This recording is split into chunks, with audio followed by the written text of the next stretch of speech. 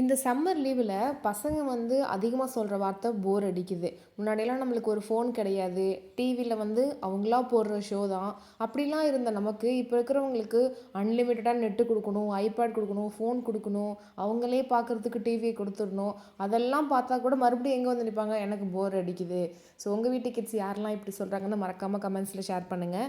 அப்படி சொல்ற கிட்ஸ நீங்க எப்படி சமாளிக்கிறீங்க? என்ன மாரி ஐடியாஸ் யூஸ் பண்ணி அவங்களோட ஸ்க்ரீன் டைம குறைக்கிறீங்கன்னு கண்டிப்பா கமெண்ட்ஸ்ல ஷேர் பண்ணுங்க. நெறைய பேருக்கு எனக்கு உட்பட ரொம்ப யூஸ்ஃபுல்லா இருக்கும். நம்ம எப்போவாவது வந்து ரொம்ப கண்ட்ரோலா டயட்டா இருக்கணும்னு தோன்றப்போ தான், நம்மளுக்கு ஏதாவது சாப்பிடணும்னு கண்டிப்பா ஆசை வரும். ஸோ அப்படி இன்னைக்கு தோணுனது தான் ஸ்வீட்டா சாப்பிடணும்னு தோணுனனால ரவா பாயாசம் கூடவே ஜவ்வரிசி சேர்த்து பண்ணியிருந்தேன். டேஸ்ட் ரொம்பவே சூப்பரா இருந்தது. கண்டிப்பா ட்ரை பண்ணி பாருங்க. அண்ட் சூடு ஆறுன அப்புறம் ரொம்ப கெட்டியாயிடும். அப்போ என்னடா இப்படி பொங்கல் மாரி ஆயிடுச்சுன்னு நினைக்காம, அத அப்படியே வச்சுருங்க ஃப்ரிட்ஜில. நெக்ஸ்ட் டே என்ன பண்ணுறீங்கன்னா, கொஞ்சம் சில்லுன்னு இருக்க பால் அது கூடவே சேர்த்து அடிச்சு குடிச்சிங்கன்னா, மில்க் ஷேக் மாரி ரொம்ப சூப்பரா இருந்தது. கண்டிப்பா ட்ரை பண்ணி பாருங்க. ஏன்னா நம்ம அதில வந்து கொஞ்சமா நான் வந்து ஒரு ஃப்ளேவருக்காக முந்திரி, பாதாம்லாம் பவுடர் பண்ணி சேர்த்துருந்தேன். நெக்ஸ்ட் டே அந்த மில்க் ஷேக்கா ட்ரை பண்ணும்போது ரொம்ப சூப்பரா இருந்தது. அதில அந்த டேல எக்ஸ்ட்ராவா கொஞ்சம் மில்க் மெய்டும் சேர்த்துக்கிட்டேன். ஸோ நீங்களும் கண்டிப்பா ட்ரை பண்ணி பார்த்துட்டு, இந்த சம்மர்ல பசங்களுக்கு செஞ்சு கொடுங்க. வீடியோ பிடிச்சிருந்தா லைக் பண்ணிக்கோங்க.